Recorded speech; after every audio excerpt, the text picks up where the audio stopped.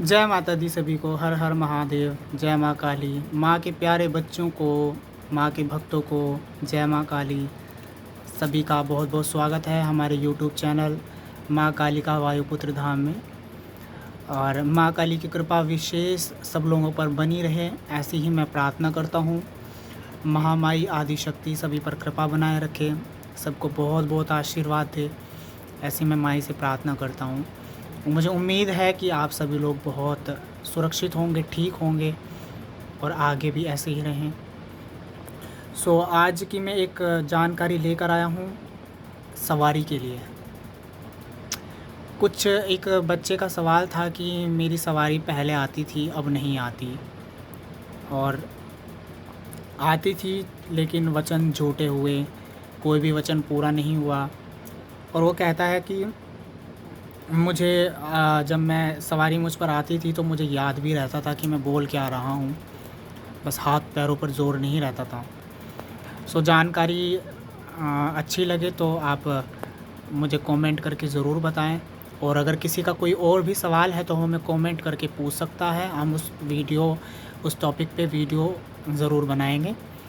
जानकारी शुरू करने से पहले मैं आपसे रिक्वेस्ट करूँगा कि चैनल पर जो नए आए हैं वो चैनल को सब्सक्राइब करें और लाइक और कमेंट ज़रूर करें, जिससे कि मुझे भी आगे एक प्रोत्साहन मिलता रहे और मैं आप लोगों को ऐसे ही अद्भुत जानकारियाँ बताता रहूं।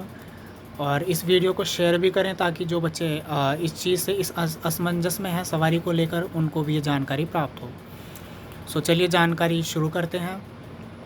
सबसे पहले हम सवारी के लिए बताएं तो देखिए, सवारी भाव से आती है, ठीक है ना। और सवारी पहले आती थी, अब नहीं आती। इसका विशेष कारण ये है कि कहीं ना, देखिए, जब सवारी आती है तो सवारी सबसे पहले आपके भाव को देखती है। फिर आपके घर में जब सवारी आती है तो सवारी घर परिवार वालों के सबके भाव को देखती है, उनका व्यवहार देखती है, अपने प्रति उनका भाव देखती है कि कैसा भाव है ना। तो सवारी आती थी, अब नहीं आती। इसका मतलब ये है कि जो सवारी आपको आई थी उसका मान सम्मान आपके घर वालों ने नहीं किया, सवारी का अपमान किया गया है, सवारी पर झूठा इल्ज़ाम लगाया गया। जैसे परिवार वाले बोल देते हैं ना कि नाटक करता है, सर घुमाता है, कुछ नहीं है, देवी देवता, ये सब इस तरीके से। तो सवारी ये सारी चीज़ें सबसे पहले जब सवारी आती है तो भाव देखती है, घर परिवार वालों के विचारों को देखती है ना। तो अगर सवारी को मान सम्मान नहीं मिलता है घर परिवार में तो भी सवारी अपना रुख मोड़ लेती है, तो सवारी फिर वापस से नहीं आती, ठीक है। और जैसे बच्चे ने पूछा था कि मुझे सवारी के टाइम पे सब याद रहता है और बस मेरे हाथ पैर ऐसे चींटियाँ सी चलती हैं और मुझे ऐसा लगता है कि मैं खुद से बोल रहा हूँ।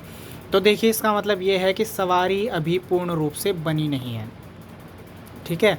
सवारी जब हम जाप करते हैं तो जाप, जो हमारे जाप का जो फल होता है, जो पुण्य होता है, जो ऊर्जा हम अर्जित करते हैं, उसी के द्वारा ही हमारे शरीर में सवारी बनती है।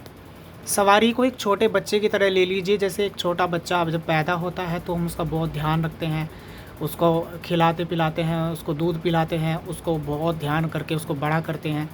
इसी तरीके से एक सवारी भी होती है। जब सवारी आती है तो एक छोटे बच्चे की तरह उसको मान लीजिए, उसका हमें जाप करना है। उसका सवारी का जो जाप होता है वही उसका भोजन होता है ना। तो सवारी को हम अच्छे से मतलब पूजा पाठ हम अच्छे से करें, हम अपने जाप को बढ़ाएं, बहुत अच्छे से हवन करें और सिद्ध पीठ में जाएं, मंदिरों में जाएं, मतलब जितना हो सके उतनी ऊर्जा हम अपने शरीर को प्रदान करें। तो जो सवारी है, सवारी को मंत्रों की ऊर्जा और देवी जो मतलब शक्ति है उनकी ऊर्जा प्राप्त होती है। तो फिर सवारी को एक ऊर्जा जब मिलती है तो सवारी फिर खुल कर के भी आती है और वचन भी करती है, और सवारी के वचन जो हैं वो पूरे भी होते हैं, ठीक है ना।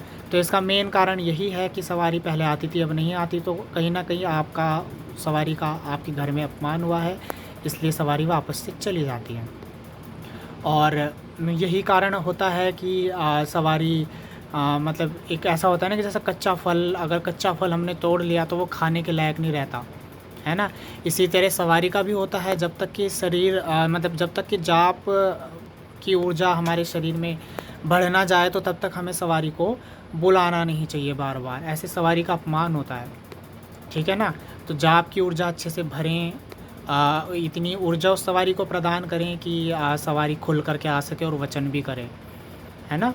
तो सवारी ज़्यादा से ज़्यादा भाव से आती है और जो है मतलब जाप से उसका फल बनता है, तो वचन भी उसके सच्चे होंगे और सवारी वचन भी करेगी तो उसके वचन भी सच्चे होंगे और सवारी खुल कर भी आएगी। और रही बात याद रहने की, तो देखिए सवारी जब आती है तो ऐसा नहीं होता कि हम भूल जाते हैं, हमें उसकी बातें याद नहीं रहती, ऐसा बिल्कुल नहीं होता। सवारी जब आती है तो सवारी मुख से खुद ही सवारी बोलती है, जिसकी देवी या देवता की सवारी आती है वचन वही करती है, बोलती वही है, और याद हमें सब रहता है, सुनाई भी देता है, याद भी रहता है। तो ऐसा बिल्कुल ना सोचे कि जिन पे सवारी आती है उनको याद नहीं रहता है, ऐसा बिल्कुल नहीं है। अगर सारी बातें याद नहीं रहेंगी तो कुछ बातें तो याद ज़रूर रहती हैं, तभी तो देवी देवताओं की सवारी चेतना कभी भंग नहीं करती है। अगर आपके ऊपर सवारी आती है और आपको बिल्कुल कुछ याद नहीं है, आप कैसी हरकत कर रहे हैं, क्या बोल रहे हैं, तो फिर इसका मतलब वो देवी देवता की सवारी नहीं है, वो किसी भूत प्रेत की पेशी है। तो आपको किसी भगत के द्वारा किसी चौकी दरबार में जाकर उसको चेक करवा लेना है, लेकिन पहले ये सुनिश्चित करना है, जगह जगह नहीं फिरना है ना? बहुत जगह ऐसा होता है कि सवारी आती है तो सवारी लोग, भगत लोग कुछ ऐसे होते हैं जो गलत करते हैं तो वो उतार लेते हैं। तो इस चीज़ का भी विशेष करके ध्यान रखना है और ज़्यादा से ज़्यादा माँ भगवती की सेवा करें, जाप करें, पूजा पाठ करें, तीर्थ स्थलों में जाएं और माँ की सवारी आपको प्रदान होगी। भाव रखें ऐसा, है ना? गलत भाव नहीं रखना है, सम्मान करना है।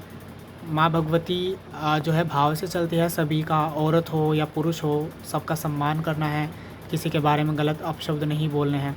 सो मेरी दी हुई जानकारी आप सभी को आपको पसंद आई होगी, ऐसा मैं उम्मीद रखता हूँ। और नेक्स्ट वीडियो आपको किस टॉपिक पे चाहिए वो भी आप हमें बता सकते हैं। जय माता दी, हर हर महादेव।